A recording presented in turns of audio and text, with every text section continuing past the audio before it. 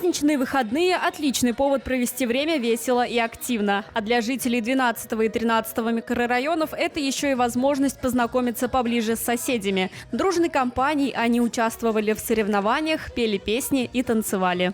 У вас здесь замечательные микрорайоны, замечательные жители, поэтому крепкого здоровья всем, счастья, благополучия, но и сегодня замечательного праздника, замечательных зимних забав.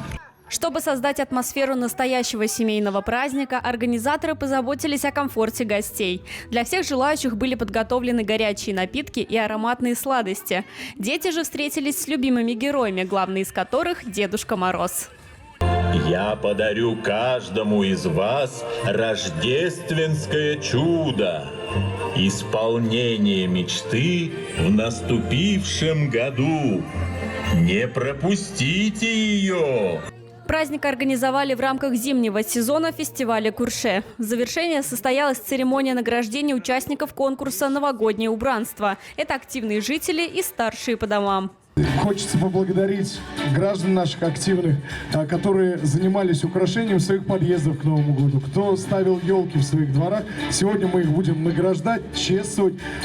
Целых 72 диплома сегодня получат граждане наших микрорайонов. Проект председателя СТОС Артема Демидова вошел в тройку нижнекамских победителей республиканского конкурса «Курше». Возможность реализовать свои зимние инициативы также получили управляющая компания «Жилье» и парк аттракционов «Сабантуй». Анжелика Степанова, Максим Липин. Новости НТР.